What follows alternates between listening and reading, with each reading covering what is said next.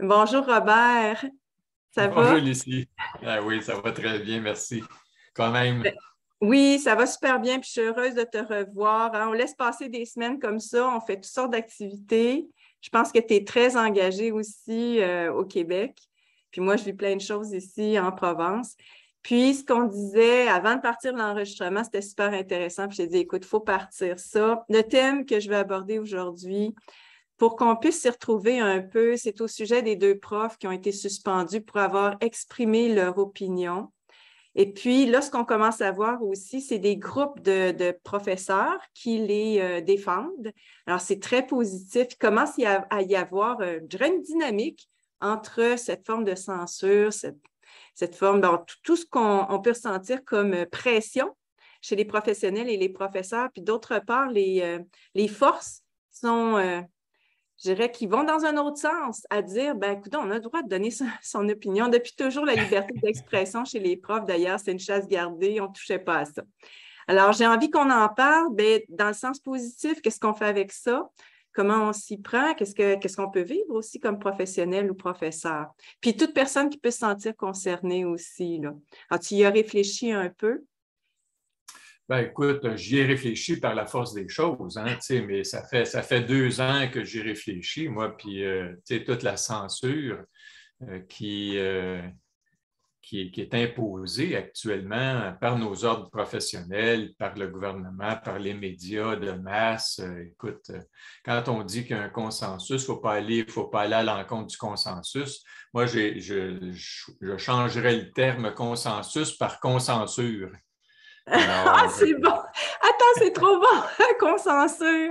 C'est un consensus qu'on vit, pas un consensus. D'ailleurs, le professeur, comment il s'appelle, a fait une belle nuance par rapport au consensus en disant qu'il n'y en a pas de consensus en ce moment parce que quand on exclut, on censure justement une bonne partie des professionnels qui ont un avis contraire, on ne peut pas appeler ça un consensus scientifique, là. ben oui, c'est exactement. Puis, tu sais, en science, surtout dans des choses aussi complexes que des mesures qu'on prend face à une situation donnée qui est inédite, qui est imprévue, qui était imprévisible ou qui était prévisible. Je ne sais pas si il y en a qui disent ça fait longtemps qu'ils préparent ça. C'est possible. En tout cas, c'est une façon, c'est une lecture de la réalité. Moi, je ne hasarde pas à faire cette lecture-là. Ce que je vois, par contre, je peux en débattre, je peux avoir des opinions autour de ce qui se passe actuellement, puis depuis 2 ans. Cette censure-là, moi, je ne l'avais jamais vue aussi florissante, alors aussi efficace, aussi omniprésente dans tous les journaux. Alors, y compris dans la Chambre des communes qui a été réduite au silence là, par la force des choses, par l'application bête et méchante de la loi sur l'urgence sanitaire, qui est prolongée depuis 2 ans sans qu'il y ait eu une surmortalité importante, hormis la première vague. Là. Depuis ce temps-là, les données sont à peu près il y en a eu une surmortalité aussi en janvier, février cette année, qui était pas prévue parce que la plupart des gens étaient vaccinés justement. Puis Ouais. l'Omicron était, semble-t-il, où on nous disait qu'il était beaucoup moins virulent, donc dangereux. Et puis, curieusement, et ça devrait nous inciter à se poser quelques questions sur l'inefficacité et puis qu'est-ce qui s'est passé, qu'est-ce qui fait que étant quand même la moitié de la population qui est triplement vaccinée. Et puis, il y a eu plus de mortalité. Puis, en tout cas, ça nous interpelle autour de l'inefficacité, puis peut-être la nocivité, la non-innocuité, la non-sécurité de la vaccination. Mais pour revenir sur la censure, je pense que ce qui a été appliqué, ce qui a été fait récemment là, à ces deux professeurs-là, Patrick Provost, qui sont des membres du collectif Réinfo COVID, Oui. qui, dans le cadre d'un panel, se sont manifestés, ont exprimé des opinions. Et puis là, ils ont été Suspendu, hein? suspendus sans salaire pour 8 semaines. C'est des parents, hein, des parents d'enfants. Un en a 4, puis l'autre en a 3.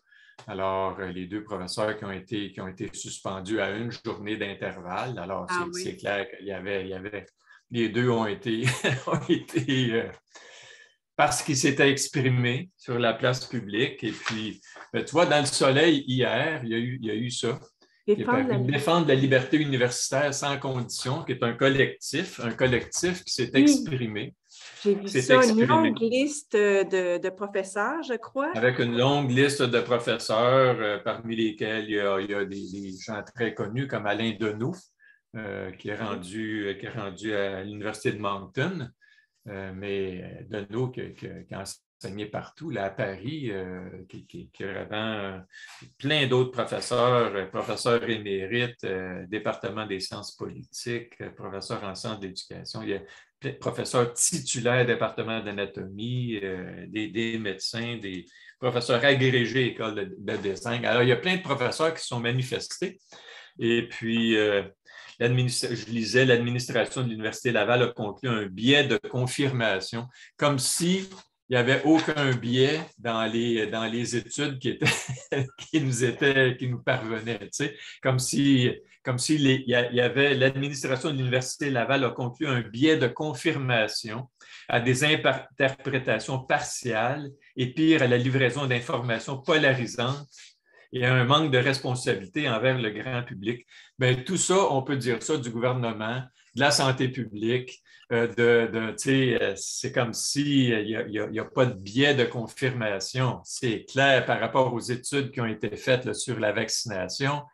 Écoute-moi bien, il y a des biais, il y a des conflits d'intérêts gros comme une montagne. Là,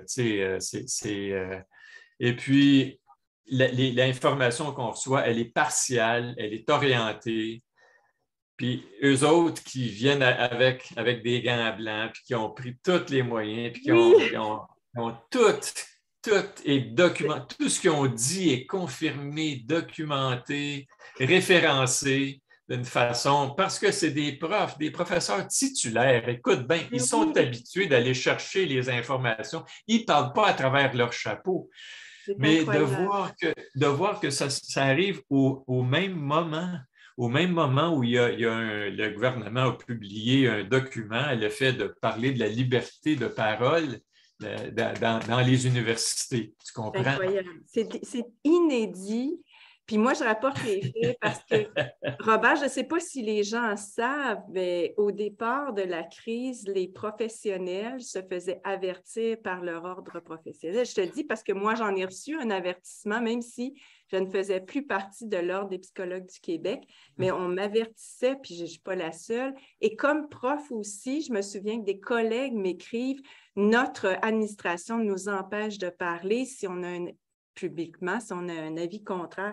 C'est du jamais vu. Puis quand tu dis prof titulaire, moi, je suis un prof titulaire. Qu'est-ce que ça veut dire un prof titulaire? C'est le plus haut échelon. On a prouvé Oui, à nos collègues, à l'administration, qu'on était un professionnel qui avait publié oui. assez, un scientifique aussi qui avait publié assez pour mériter ce rang-là.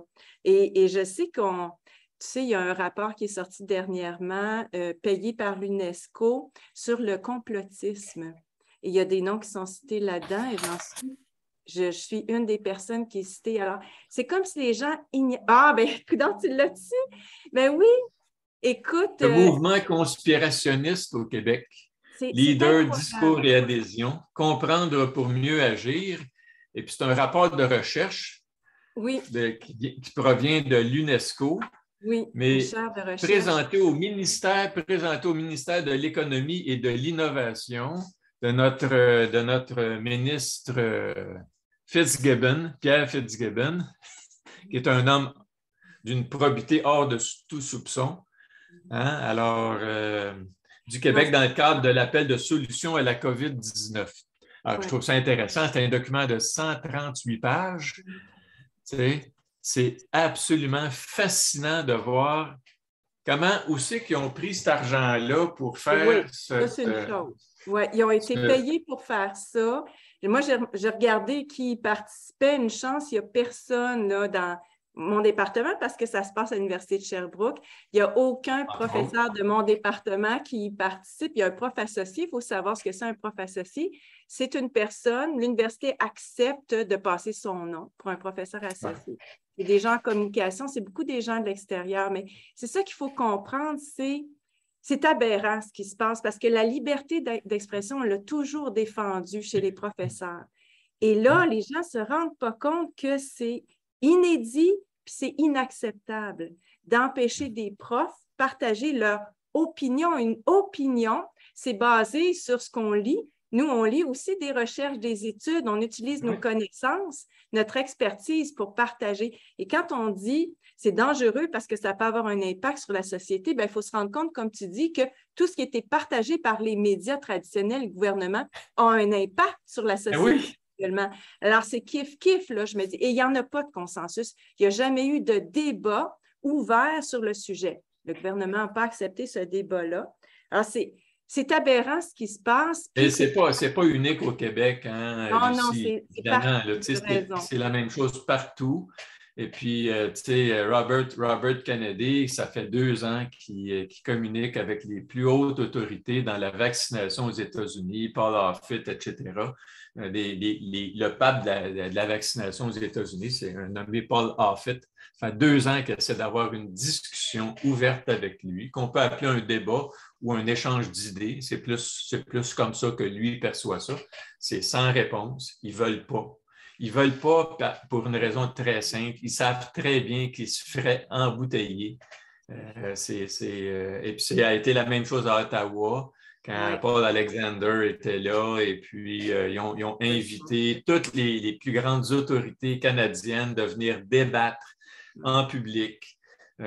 Puis, ils ont refusé. Ils n'ont même pas fait un accusé de réception de l'invitation. Comprends-tu? C'est comme, on ne veut pas débattre. Oui, tout à fait. Puis, imposé. Et ça, c'est anti-science. Bien, c'est anti-science, mais ça, ce n'est pas de la science. Puis les scientifiques et les professionnels le savent. Moi, je me souviens très bien qu'au début, quand tu disais c'est la cellule de crise qui décide, mon réflexe, c'était de dire il n'y a certainement pas de consultation d'un psychologue pour comprendre que le confinement et la distanciation sociale, ça allait causer des problèmes énormes dans la population sur le plan psychologique. Alors, c'est à se poser de grandes questions, Robert. Alors, le thème qu'on va aborder, c'est bon, que font les professionnels? Qu'est-ce qu'ils ont vécu? Puis comment on peut, professionnel, mais ça peut être n'importe qui subit cette censure-là, qu'on empêche de parler. Puis qu'est-ce qu'on vit présentement? Ce que je trouve positif, c'est que depuis le début, il y a une majorité silencieuse qui commence à s'exprimer. Puis on disait ça tantôt, il ne faut pas arrêter de parler, il ne faut pas arrêter d'informer, il ne faut pas se laisser intimider. Moi, je parlais d'une indifférence face à l'intimidation parce que cette intimidation-là a lieu quand on empêche quelqu'un de dire son opinion parce qu'il est scientifique ou professionnel. C'est de l'intimidation. Et en ce moment, il y a, je crois, un mouvement, tu m'en parleras au Québec, en France aussi, la même chose, un mouvement de défense de ces gens-là qui ont osé, qui ont eu le courage, je dirais, de s'exprimer en public en sachant qu'ils allaient se faire entrer dedans. C'est même qu'on dit ça.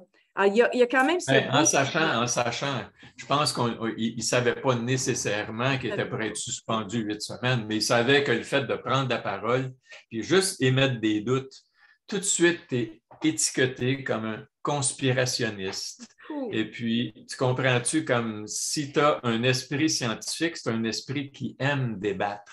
C'est un esprit qui aime douter aussi de ses propres croyances et puis qui va chercher des opinions pour corriger les angles morts qu'on a tous.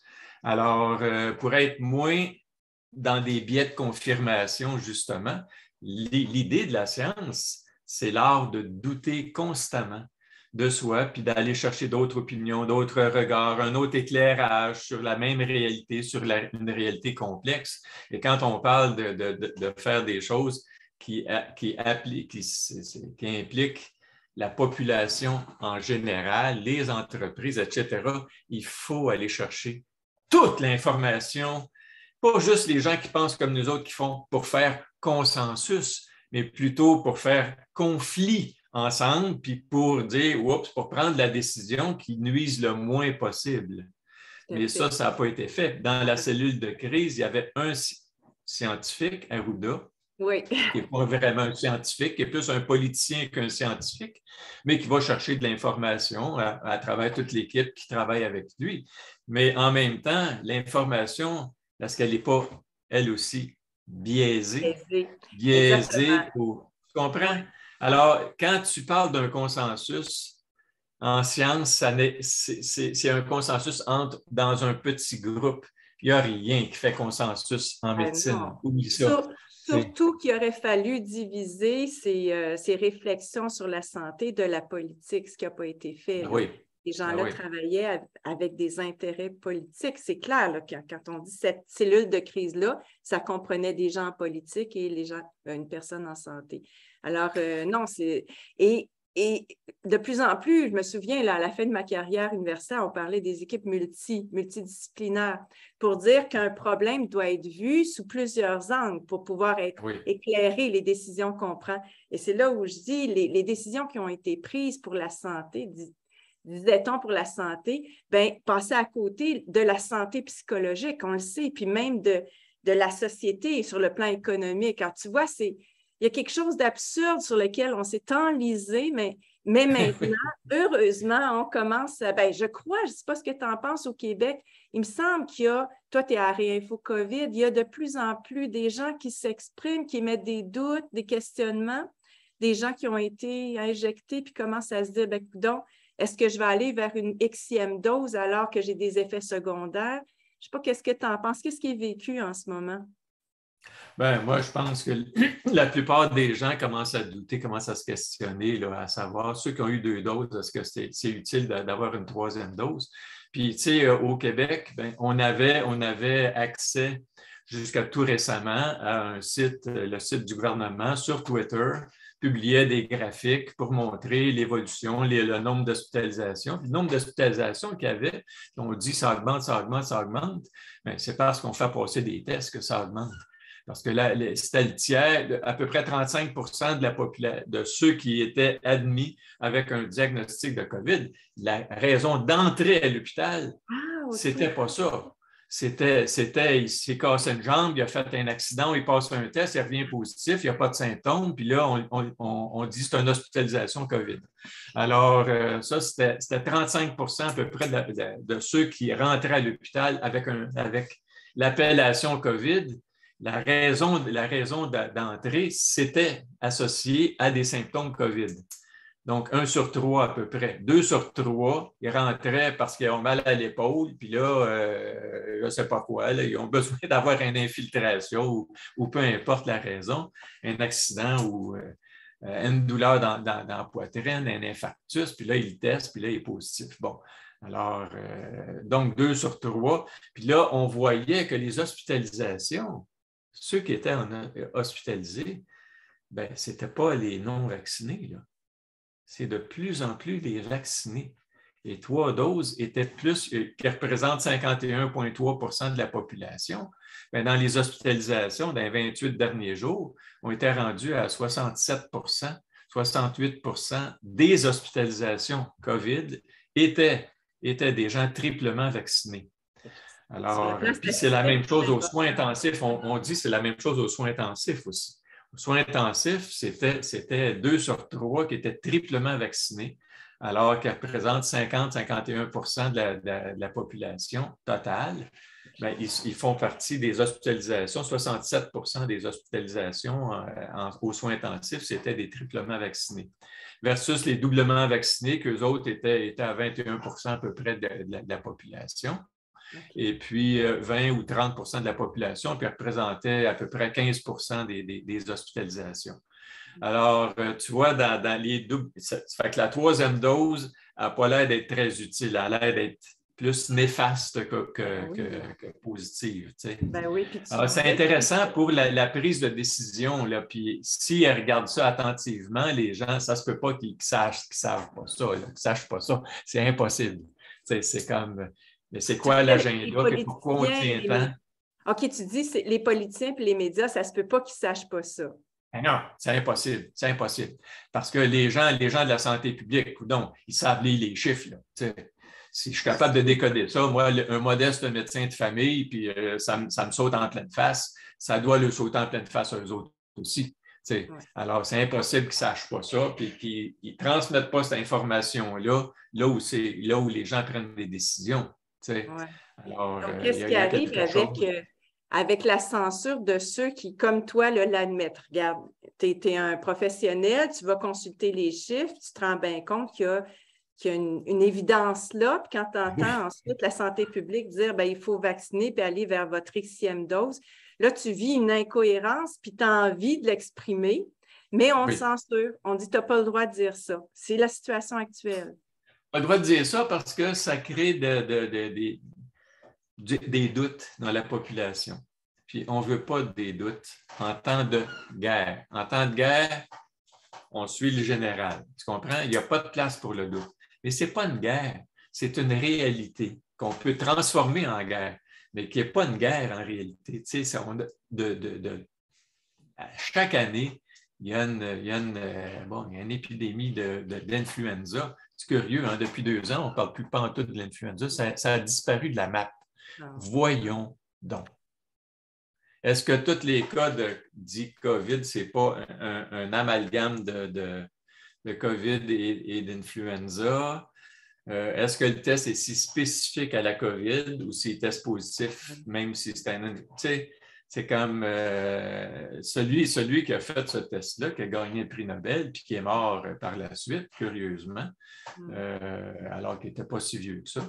En tout cas, il disait qu'il ne faut pas utiliser ça comme test diagnostique. C'est uniquement un outil de recherche. Alors qu'ils ont utilisé ça, puis ils font des cycles d'amplification jusqu'à 45 pour se ramasser avec plein de cas des faux positifs, ce qui augmente les statistiques pour nourrir la peur chez les gens, pour induire un comportement qui s'appelle « va te faire injecter ». Et puis, va te faire injecter. Puis quand tu as assez de gens injectés, là, on s'autorise à sanctionner les gens qui ne sont pas vaccinés. Et puis, les dire c'est pas des bons citoyens parce qu'ils ne suivent pas les instructions, là, tu sais. Alors qu'actuellement, on réalise que c'est eux autres qui sont le moins malades, c'est eux autres qui sont le moins hospitalisés, puis c'est eux autres qui peuvent être malades. Moi, je l'ai eu au Omicron cette année. Puis je ne me suis pas ramassé à l'hôpital, je n'ai même pas passé de test. C'est ma femme qui a passé un test. Puis comme on couche ensemble, puis ça nous arrive encore de s'embrasser. Alors, j'ai présumé que son test positif, c'était le mien. Là, on avait des symptômes qui se ressemblaient, puis on a été malades, mais on ne s'est pas ramassé à l'hôpital. Là, et puis, on s'en est bien tiré. Alors, comme tu dis, on n'a pas besoin d'être un scientifique pour savoir que ce que tu racontes sur le test PCR, ce n'est pas un outil diagnostique. C'est clair que s'il y a une amplification, ça ne peut pas être un test diagnostique parce qu'on est obligé d'amplifier au maximum pour voir la petite cellule qui serait infectée, mais sans symptômes. Puis l'autre chose, c'est, on le sait comme scientifique qu'on a un groupe contrôle, c'est nécessaire dans une expérimentation pour pouvoir comparer les résultats. Puis bon, on peut se poser bien des questions, mais cette volonté de vacciner tout le monde, ça élimine le groupe contrôle, le groupe témoin. Alors que ce que tu dis là, c'est même si les chiffres, on ne les fait plus apparaître comme étant... C'est dans les statistiques qu'on ramasse, ce que je comprends, c'est qu'il n'y a plus de distinction entre les gens vaccinés et non vaccinés, mais nécessairement, on pourrait se rendre compte que les gens non vaccinés consultent moins, ils vont moins à l'hôpital, ils sont moins malades. Puis d'ailleurs, tout le monde, c'est même pas une question d'être scientifique, tout le monde me dit, dans les gens que je rencontre, bien, les gens qui sont vaccinés sont malades. Tous mes collègues qui ont été vaccinés sont malades. Ça fait que c'est à ça qu'on assiste, puis les scientifiques qui ont une opinion différente pourraient éclairer sur la situation, ou du moins poser des questions. Mais on commence à parler davantage à Réinfo COVID. Je ne sais pas si on continue d'exprimer une opinion différente pour pouvoir aider cette population à réfléchir. Mais il faut le faire, puis on le fait constamment. Tu sais. Mais moi, ce n'est pas ça qui m'intéresse, encore une fois, la COVID. Ça ne m'intéresse pas, c'est comme phénomène social que ça m'intéresse. Parce que la crise COVID, c'est endémique actuellement. Considérons ça comme endémique, c'est-à-dire que c'est là, puis ça va être là pendant les 100 prochaines années. Inquiétez-vous pas, il va y avoir toujours des cas. Puis bon, comme l'influenza. Il est là pour rester. Puis il va y avoir des bouts, ça va être pire, des bouts, ça va être mieux. Mais on cohabite ensemble, puis il n'y a aucun moyen d'éradiquer ça. Quand il y a aussitôt que les animaux peuvent être porteurs de ça, c'est impossible d'éradiquer ça. Puis un virus ARN, ça mute constamment. C'est tout le temps en mutation. Il faut apprendre à cohabiter. Il faut arrêter de s'énerver parce qu'il y a un nouveau variant. Ben oui, c'est dans sa nature.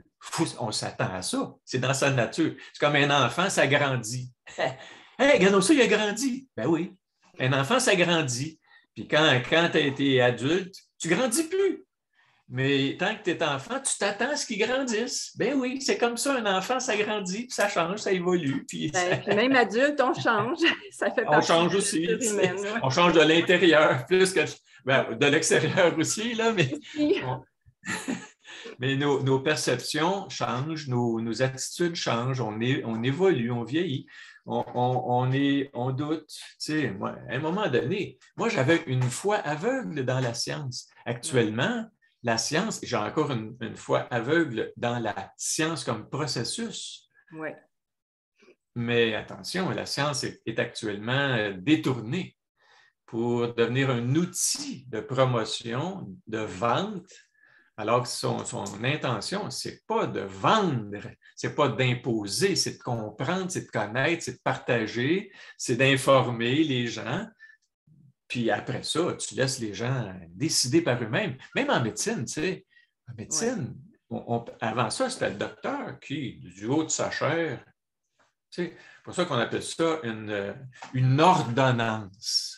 Oui, c'est fou. Il y a le mot ordre là-dedans. Là, hein? Il y a le mot je t'ordonne, tu sais. Là, on parle de plus en plus de shared decision making, tu sais, une décision partagée. Mais moi, la décision n'est pas partagée. La décision, c'est le patient qui prend la décision. Ouais. Tu comprends-tu? Ouais. Moi, je peux prendre la décision de faire une prescription. Là, je ne le fais plus parce que je suis retraité.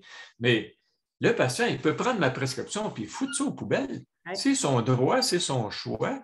C'est à lui à se conformer ou pas. C'est lui, de façon ultime, qui dit oui à ce que j'y propose ou non. Ouais. Puis le docteur peut être en maudit ou non. C'est à lui, s'il est en maudit, qu'il aille voir un psychologue, qu'il aille voir quelqu'un, c'est pas au patient à prendre soin du docteur. Qu'il aille lire un livre comme une nommée Lucie Mandeville, Le bonheur extraordinaire des gens ordinaires, ça va y faire du bien. Oui.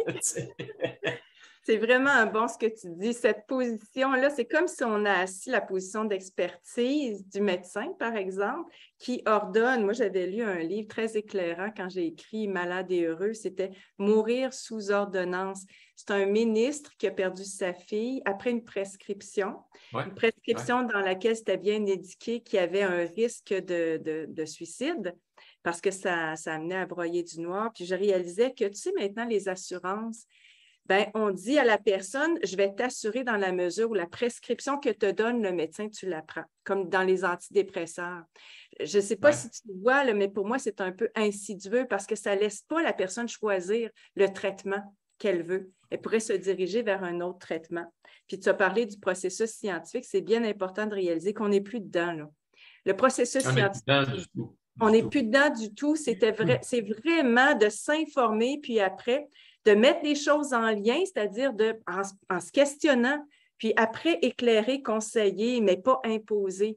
On n'est plus du tout là-dedans, puis comme je te dis, comme tu le dis, ça a été politisé, cette crise-là. Mais tu allais dire tantôt, on ne s'intéresse plus à la COVID. On est plusieurs aussi à être sortis de cette préoccupation. Moi, ça ne m'intéresse plus. Là, ça ne m'intéresse plus. Ça m'intéresse dans le sens où ils font vivre ça encore, puis ils imposent encore des choses. Il faut que les gens aient un autre regard. C'est dans ce sens-là. Puis qu'ils sachent que, de façon ultime, c'est eux autres qui décident, qui doivent décider de dire oui ou de dire non. Là, j'ai dit oui 2 fois. Est-ce que ça me force à dire oui une 3e fois? Peut-être que le gouvernement va dire, bon, ben là, on sort nos codes QR. Là, on ressort ça, puis on remet ça à niveau. Puis si vous... on ne le sait pas. On ne sait pas comment ils vont agir ou intervenir là, au mois d'octobre. Ils vont regarder ce qui est politiquement rentable. Peut-être qu'ils vont agir autrement après les élections qu'avant. Peut-être qu'ils vont être bien fins avant là, pour faire faire comme si c'est un gouvernement très démocratique. Et puis, Paternaliste. on vous responsabilise, là. Pensez à ce qu'il y a de mieux pour vous autres. Puis, à un coup élu, ben là, ils vont sortir la carotte puis le bâton. Alors, on verra bien.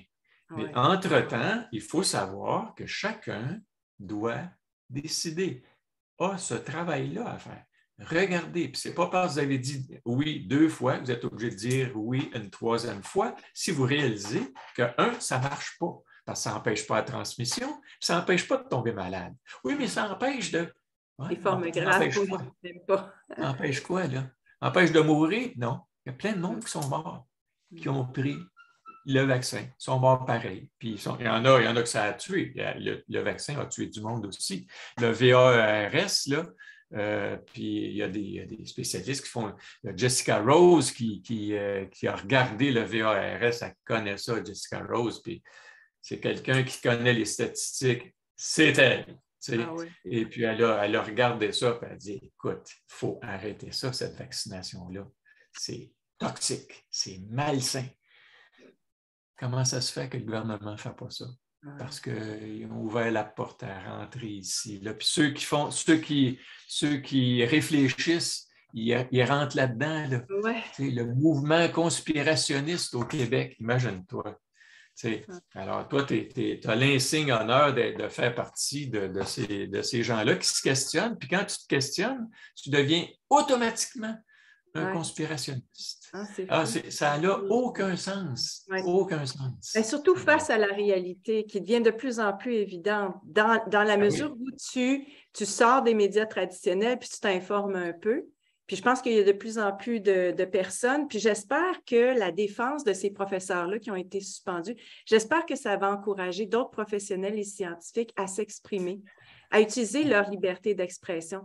Vraiment parce que c'est dans cette mesure-là où il va y avoir une balance dans l'opinion publique, à mon avis. Puis, les faits ressortent. Moi, la première, j'étais hésitante à considérer le lien entre l'injection, la mortalité, les effets secondaires. Tu sais, je me dis, je suis prudente comme n'importe qui à sauter aux conclusions. On ne le sait pas. Tu vois, cette prudence-là, je l'ai alors qu'on me classifie comme complotiste. C'est quand même particulier. Mais là, plus ça va, moins on peut se questionner. Puis on le sait avant, dans le fond, si un médicament avait obtenu les résultats qu'on voit en ce moment, on l'aurait arrêté tout de suite, ce qui n'est pas le cas. Alors, c'est à se demander qu'est-ce qu'il y a derrière ça, pourquoi on continue de cacher ces informations-là. Et comme tu le dis, moi, j'ai vu passer ça au Nouveau-Brunswick sur mortalité évidente, puis il y a une enquête là-dessus. Chez nous, là, au Nouveau-Brunswick, il y a une enquête concernant la surmortalité non associée à la COVID. C'est de même partout. Alors oui, il faut commencer à parler pour mettre un frein à ce qui nous semble aberrant. Oui, tout à fait. Alors, il faut sortir, dans le fond, il faut sortir de l'impuissance. Moi, je pense que c'est juste ça. Il faut reprendre son pouvoir. Puis dire à quoi je peux dire oui, à quoi je peux dire non, puis savoir qu'on a ce pouvoir-là. Ce pouvoir-là, puis on peut réfléchir, puis on peut s'informer en dehors des médias de masse qui ne font qu'être un outil de propagande du pouvoir en place, qui lui prescrit systématiquement. Puis là, si tu écoutes les masses médias, c'est toujours le même message qui est martelé. Pas de place à la réflexion, pas de place à dire « Coudonc, ça a-tu marché notre affaire? » Si ça avait marché, ça serait en arrière de nous autres. Mais ça ne peut pas marcher parce que c'est des virus à ARN. C'est des virus à ARN. Il n'y a jamais rien eu qui était efficace contre les virus. L'influenza, tu sais, quand ils réussissent à avoir 30% d'efficacité, puis 30%, ça ne veut rien dire, là. Tu sais, 30%, ça veut dire 70%, c'est pas efficace. Ça marche pas. Ça ne marche pas. Ça ne marche pas ou ça rend malade ou ça te rend malade, tu sais.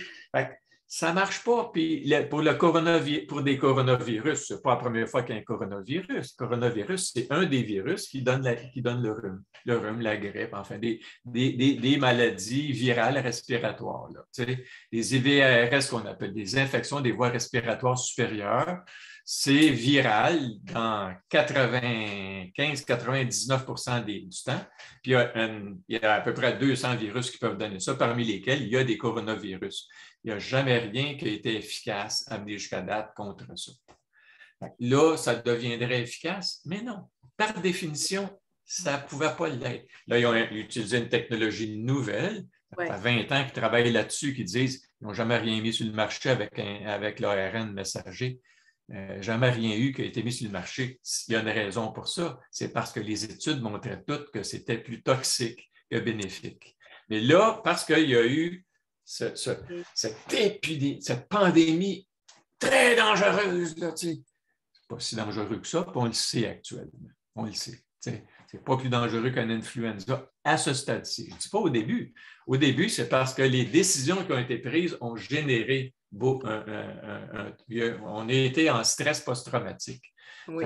Puis je ne blâme pas personne pour ça. Là. Je dis, tout le monde a eu le même réflexe avec les études au l'Imperial College là, of London là, qui avait des prévisions apocalyptiques. Là, c'était épouvantable. Alors, il fallait que tu fasses quelque chose, puis si tu es dans le gouvernement, il faut que tu agisses. Il faut que tu agisses. Même si tu fais des bêtises, si tu n'agis pas, tu dis on fait confiance à la nature, tu vas débarquer. Les gens vont vouloir te lyncher. Même si ce que tu fais, ça nuit. Ouais. Il faut que tu fasses quelque chose. Il faut que tu t'actives. Il faut que tu montres que tu es un guerrier. Tu rentres en guerre contre. Là, les gens sont. Hein?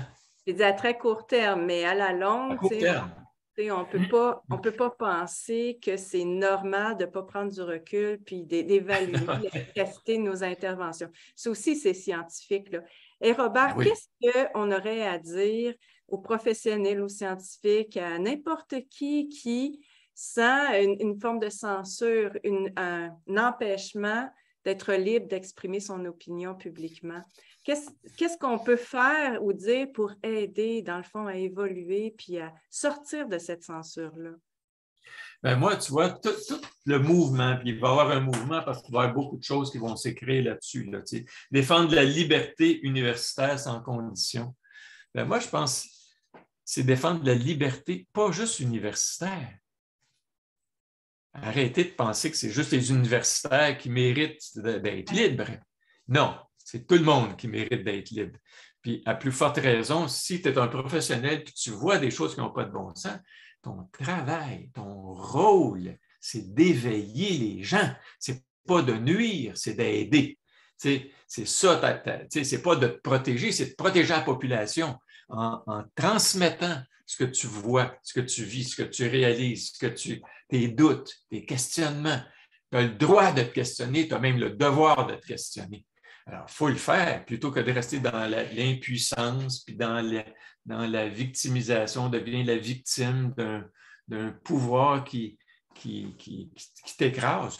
Tu écoutes des trucs comme ce qui s'est passé en France, là, suspendu, qui sont des témoignages, un film absolument magnifique, où tu as pas juste des médecins, mais des psychologues, tu as des gens qui travaillent dans les réseaux de la santé et qui ont été suspendus parce qu'ils ont décidé de ne pas se faire vacciner, de ne pas se faire injecter. Bon. Et puis, en France, contrairement au Québec, probablement qu'il y avait un réseau qui était un peu plus solide que le nôtre.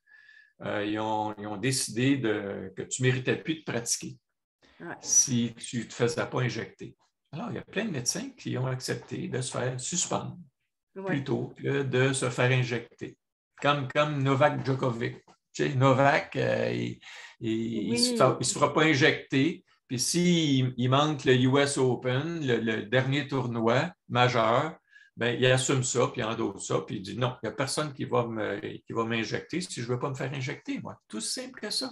Puis pour le moment, il n'y a rien qui me convainc de me faire injecter.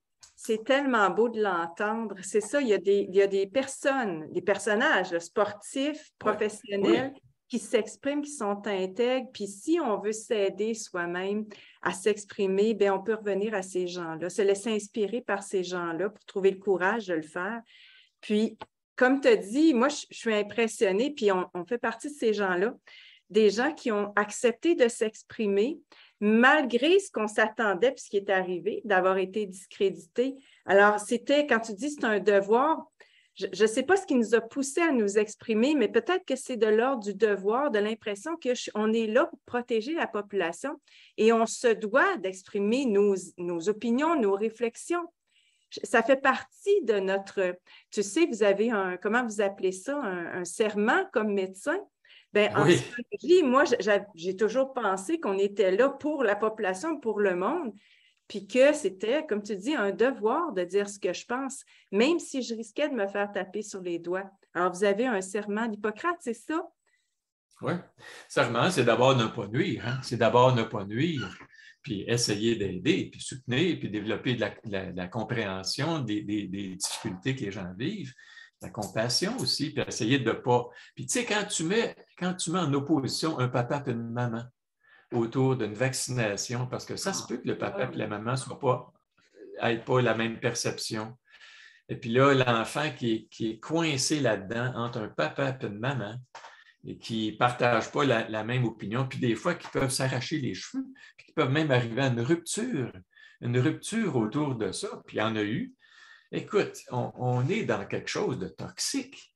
Alors, je ne peux pas croire que la santé publique qui doit être holistique, qui doit voir voir les côtés psychologiques aussi, les côtés sociaux, les impacts sur la population. Une population, c'est faite d'individus. Puis quand tu commences à toucher aux enfants alors qu'ils ne sont pas malades de ça, puis qu'ils ne meurent pas de ça, je ne dis pas qu'ils ne peuvent pas avoir un rhume, mais un nez, ça va couler. Si tu es un enfant, que si tu veux, le nez va te couler, tu te mouches. C'est pas compliqué.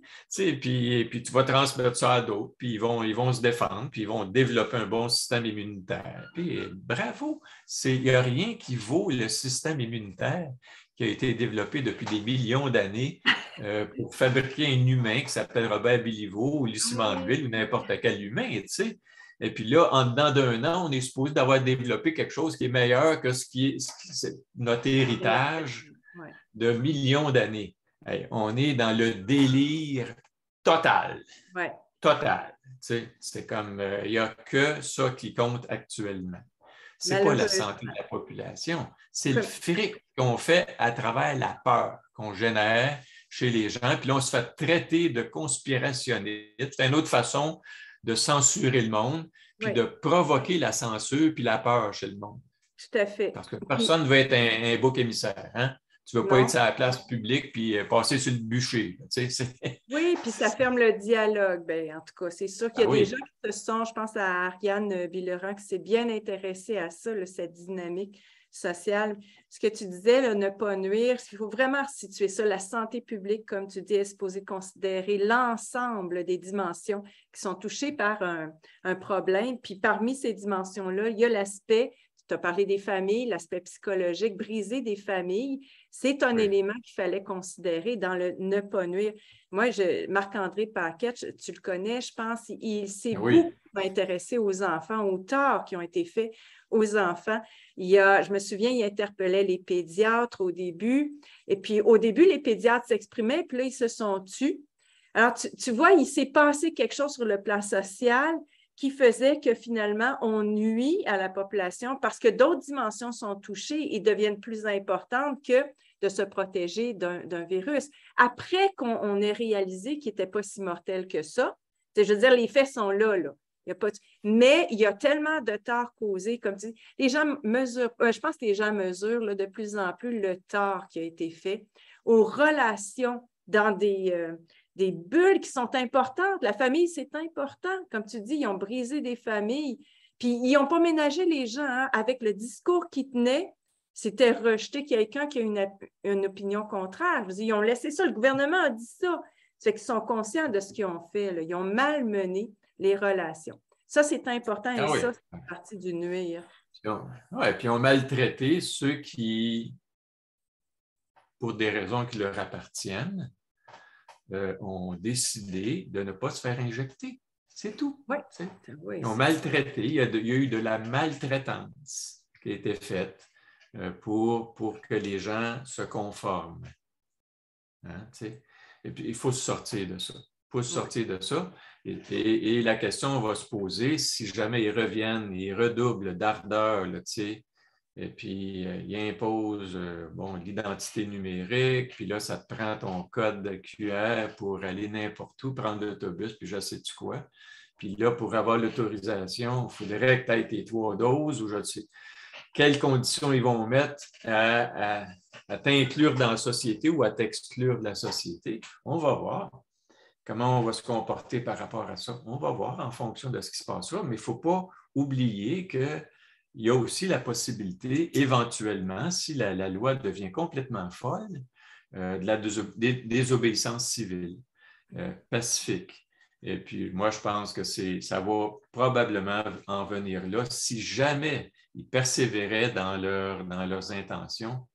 Et en tout cas, j'ai des intuitions comme quoi ils sont en train de dresser la table pour ça aussi. Hein? Alors, de préparer les gens, puis de dire à partir du 15 août, là, il va y avoir des endroits qui vont ouvrir pour la vaccination, une vaccination de masse. Pour encore une fois encourager un 4e vaccin pour ceux qui en ont eu 3, puis un 3e pour ceux qui en ont eu juste 2. Alors, le ministre de la Santé du Canada l'a dit, il n'y a rien de tel qu'une vaccination complète, il y a une vaccination à jour maintenant. Il faut que tu la mettes à jour. Donc, c'est avec des injections régulières. C'est comme ton système d'opération sur ton ordi, il faut que tu le mettes constamment à jour. Ouais. Tu sais? Alors, ils veulent te rentrer dans la tête que ton système immunitaire, il va falloir que tu le gardes à jour en te faisant injecter et non pas en acceptant que tu vas rencontrer ce virus-là qui te tuera pas. Si tu n'as pas 88 ans là, avec multiples comorbidités, des bonnes chances. Et puis, si tu as accès à des traitements, puis il y en a des traitements qui fonctionnent très bien, mais qui ne sont pas autorisés. Puis ça aussi, c'est la première fois que ça arrive. Tu vois, il y a plein d'affaires comme ça qui tiennent juste pas la route. Alors, quand tu as quelqu'un qui est malade, d'habitude, s'il y a quelque chose qui fonctionne, même si ça ne fonctionne pas à 100%, oui. Tu vas quand même y prescrire en disant il y a des bonnes chances que ça puisse t'aider. Puis s'il y a une chance que ça puisse t'aider, même si ça ne guérit pas 100% du monde, mais 80-85% du monde, c'est déjà pas mal. Puis ça mérite d'être utilisé, puis d'être mis à la disposition des gens. Mais ça ne coûte pas assez cher. C'est ça le gros problème. En tout cas, c'est un débat qui a vraiment été mis en lumière ici en France, là, parce que d'autant plus avec le Didier Raoult, là, il y en avait des façons de soigner ces personnes-là. Et le choix qui a été fait, c'est de ne rien faire.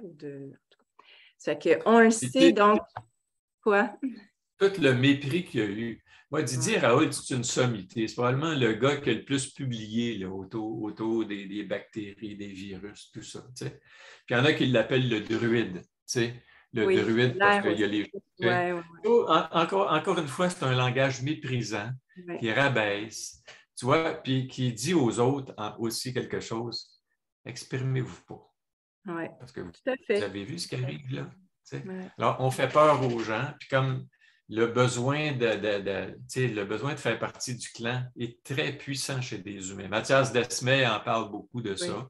Ariane Billéran aussi, sur les phénomènes de masse. Comment faire pour créer cette espèce de totalitarisme ou de basculer dans un état.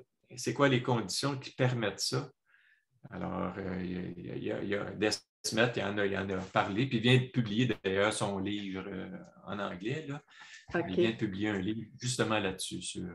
Ça, c'est très encourageant parce que je suis tombée sur plusieurs livres en France qui analysent la situation COVID. Là. Puis moi, j'étais impressionnée de voir que des maisons d'édition acceptent de publier ça. C'est vraiment impressionnant parce que c'est écrit noir sur blanc. Et puis, c'est disponible pour un public c'est comme si le public était inconscient. Je ne sais pas comment ils réagissent face à ces publications-là qui disent, écoutez, c'était une arnaque. C'est vraiment ça le message. Alors, ces publications peuvent peut-être aider les gens à dire, ben OK, moi aussi, je vais commencer à m'exprimer. Puis comme tu le disais, je crois que lorsqu'on se relie et qu'on ne se sent pas seul à s'exprimer, c'est plus facile, comme ce que vous faites à Réinfo COVID. Vous vous reliez, puis les gens réalisent qu'ils ne sont pas seuls à penser qu'il y a des petits problèmes avec la situation actuelle. Puis là, ça les encourage à parler. Puis plus il va y avoir de gens qui vont parler, bien, plus ça va être difficile aussi de continuer d'imposer ces mesures qui sont questionnables. Alors, je pense que c'est une invitation aux gens de dépasser cette peur-là, de sortir c'est un bon timing pour le faire parce que ça va être peut-être plus difficile plus tard, mais de profiter de l'été pour s'exprimer sans attente juste pour vivre la cohérence interne. On est cohérent quand on exprime nos valeurs, nos pensées. Le mot de la fin, Robert, sur cette capsule qu'on a faite ensemble? Écoute, le mot de la fin pour moi, c'est toujours prenez soin de vous. Prenez soin de vous, prenez soin de vos proches. Puis tu ne peux pas bien prendre soin de tes proches si tu ne prends pas bien soin de toi. Alors, fais ce qui te fait du bien. T'sais, moi, je suis en train de lire un livre comment est-ce qu'elle s'appelle? Valérie Perrin, qui est absolument magnifique. Changer l'eau des fleurs. C'est quoi? OK, en résumé, c'est quoi? Changer l'eau des fleurs, c'est une histoire originale. Ça, j'aime ça. Tu sais, qui parle d'une femme qui est gardienne d'un cimetière. Tu sais. Tu dis, y a-t-il quelque chose de plus plate que de garder un cimetière? Non, mais elle fait ça d'une façon extraordinaire, elle rencontre des gens, il y a un curé là-dedans, il y a des relations, il y a des histoires d'amour. Il y a le contact avec la mort aussi qui est omniprésente parce que pour elle, les gens vivent, les gens meurent, puis ils finissent dans le cimetière. On finit tous dans un cimetière un jour ou l'autre, tu sais, ou dans un pot. Puis la question, c'est comment tu vis ta vie entre-temps. Et puis, toutes les histoires qui se passent, c'est absolument un livre. Tu vois, lire, pour moi, c'est sortir, c'est voir le miracle de la vie aussi, les rencontres, le miracle des rencontres, des circonstances qui mènent à des rencontres. Tu vois, nous autres, on s'est rencontrés là, beaucoup plus depuis tu sais, c'est un des miracles. C'est un des miracles. Les nouvelles amitiés, il y a des amitiés qu'on a perdues, des gens qui se sont éloignés, bien sûr, parce qu'ils sont attachés à leurs croyances. Comme moi, je dis, chacun a le droit à ses croyances. Puis moi, je respecte ça. Chacun peut se faire vacciner. Comprends-tu? Moi, ça ne me gêne pas. Puis je les aime pareil. J'ai 2 de mes enfants qui sont vaccinés, puis je les aime pareil. Là, mais je leur donne de l'information aussi. Dire, là, vous en avez eu 2. Là. S'il y a un 3e, puis là, vous prenez un abonnement, attention à ça. Vous risquez, on joue avec le feu. Puis je dis souvent, moi, tout est bon, et si le dosage n'est pas bon, tout peut devenir toxique. Oui, c'est comme un verre d'alcool, c'est bon, 2 verres, ça peut aller. Quand tu es rendu à 5 verres, là, ça commence à être malsain. Tu commences à en perdre des petits bouts. Là. Alors, le dosage peut devenir, à un moment donné, quelque chose qui va générer plus de problèmes que de solutions. Alors, faisons attention à ces solutions qui ne marchent pas et qui doivent être répétées à tous les 3 mois, 6 mois, 9 mois, selon ce que le ministre de la Santé, qui est peut-être en conflit d'intérêts, who knows? On ne le sait pas. Mais il y a ces idées autour de... Puis ça se peut qu'on n'adhère pas à ces idées. Puis je pense qu'il faut être capable de dire oui ou non en fonction de sa lecture des choses. Puis bon, c'est comme... en tout cas, pour l'instant, les gens... Faites quelque chose qui vous fait du bien. Lisez des livres qui vous font du bien. Allez dans la nature. Moi, tu sais, c'est comme Shinrin Yoku. Ça, c'est les bains de forêt, l'art et la science des bains de forêt. Ça s'enseigne à l'Université de Tokyo. Hein? Ils amènent les étudiants en médecine dans des forêts et puis ils font... Ça fait du bien d'être dans un lieu de nature, dans un lieu où c'est tranquille, où tu entends le son d'un ruisseau, le bruit des oiseaux, ou le silence, ou le vent qui traverse les arbres. Tu sais, c'est miraculeux, juste d'être là, sensoriellement, pas avec sa tête, mais avec ses sens. Là, tu sais, c'est comme avoir les sens aux aguets, puis faire comme si on était là pour la première fois. On venait d'une autre planète, on tombait sur cette planète magnifique avec des miracles. Regarde donc ces oiseaux qui se posent parfaitement sur la branche. Juste voir ça. Ils ne se plantent pas, là. Tu regardes, clac, ils arrivent, pouf, direct sur le sur. C'est extraordinaire. On est plein de miracles autour de nous autres. Alors, prenons conscience de ça. On est soi-même un miracle. Oui, ben oui, notre corps humain fonctionne de façon incroyable. Ben oui. On voit clair, on entend. Quel miracle, hein? On peut sentir la caresse du vent sur la peau. Faites-vous du bien. Fermez vos maudites télévisions. C'est comme arrêtez de vous faire intoxiquer par les nouvelles négatives. Comme éveillez-vous à l'amitié, reprenez contact avec des gens, ayez du plaisir pendant que c'est possible de le faire. Alors, c'est la bonne nouvelle, Robert, c'est le mouvement de pendule qui revient, qui nous permet de dire ces choses-là, de dire d'abord que le miracle, c'est le corps humain, c'est la vie, puis il s'agit d'être dans des bonnes conditions pour que le système immunitaire fonctionne bien, surtout pour un coronavirus, comme on le disait. Alors ça, c'est une redécouverte qu'on fait. On a un choix à faire, soit se fier à l'industrie pharmaceutique qui nous engage de façon régulière à avoir des injections ou encore redécouvrons la grande capacité de notre système immunitaire dans des conditions qui sont favorables parce que c'est là où il y a des remises en question à faire. Quelles sont les conditions qui ont été offertes durant la crise pour permettre au système immunitaire de bien fonctionner? Est-ce que le confinement, c'est des bonnes conditions? Peut-être pas, hein? La distanciation sociale, empêcher les gens d'aller dans des parcs gouvernementaux. On voit bien que les conditions, c'est pas optimal. Moi, je me souviens quand tu dis ne pas nuire, là, j'étais à la radio, puis on me demandait de commenter sur le confinement. Qu'est-ce que les gens peuvent faire pour maintenir leur santé mentale dans le confinement? Puis ma réponse, c'était, bien naturellement, c'est d'aller dehors, la santé. C'est de ne pas être confiné, la santé. Il me semble que c'était évident que le confinement allait créer des problèmes majeurs sur le plan psychologique. Alors, tu vois, on redécouvre les conditions qui sont favorables à l'éclosion de ce qui est le miracle dont tu parles, puis de la bonne santé physique et psychologique.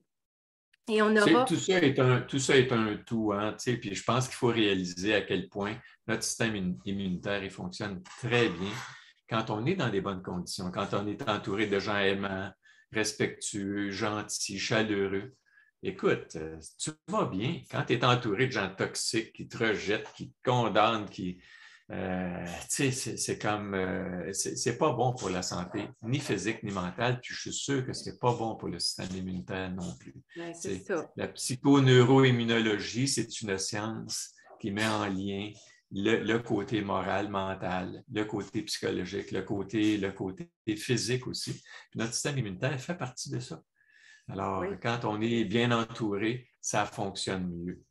Tout à fait. Je pense que sans dire que ça règle tout, il faut vraiment se questionner sur les conditions qui sont favorables à la santé. Moi, j'ai souvent distingué diminuer les risques ou les éliminer complètement, tandis que favoriser la santé, c'est autre chose. Puis on ne s'est pas intéressé à ça et on est en train de redécouvrir. Alors, moi, j'espère que notre discussion pourra amener les gens à se questionner là-dessus. Quelles sont les conditions?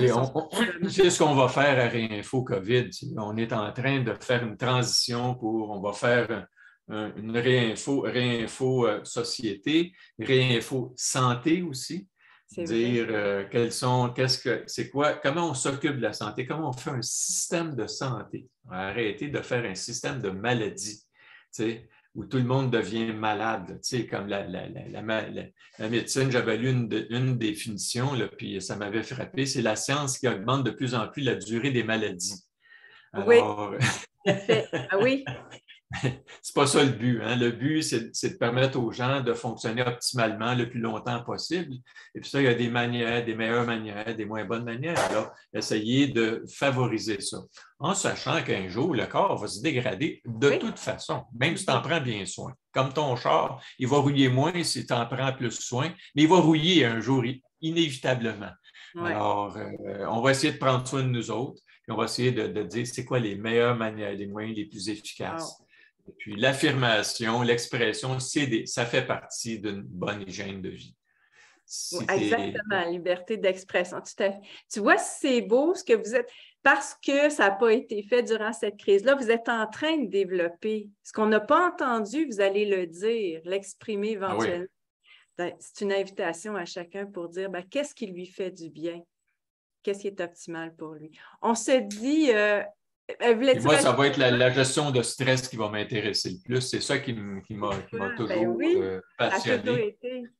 Ça a toujours été mon dada. Alors, je vais essayer de partager des meilleures manières de gérer le stress. Et puis, bon, la santé publique peut devenir un stress alors que ça devrait être un élément qui nous aide. C'est devenu un élément complètement nuisible puis toxique. C'est plate à dire, là. J'aime pas ça dire ça, mais c'est mon constat. La santé publique, actuellement, elle est néfaste pour la santé. Alors, il faut prendre de l'information ailleurs. Et puis, vous allez pallier ça, vous allez apporter de l'information. On va essayer d'apporter cette information-là qui puisse apporter quelque chose de bon, quelque chose de positif pour les gens. C'est ça les ruses de guerre. Faire d'une situation toxique quelque chose qui va nous aider à amorcer un virage qui est nécessaire actuellement. Exact. Ouais. Voilà. Merci, puis tu nous en parleras. On se dit au revoir, puis à bientôt. Oui, à très bientôt. Merci beaucoup. Merci à toi, Lucie. Merci d'être là. Même si tu es ailleurs, même si d'être avec nous autres. La distance n'a pas d'importance. Non, parce que le cœur voyage bien. Hein? Alors... Le cœur, c'est bon ça. Le cœur, on l'a, hein? On a vraiment cette connexion de cœur, là. C'est ça qui parle en ce moment. Avec tout ce qu'on sait, tout ce qu'on peut partager. Donc, à bientôt. Bye. À bientôt. À très bientôt.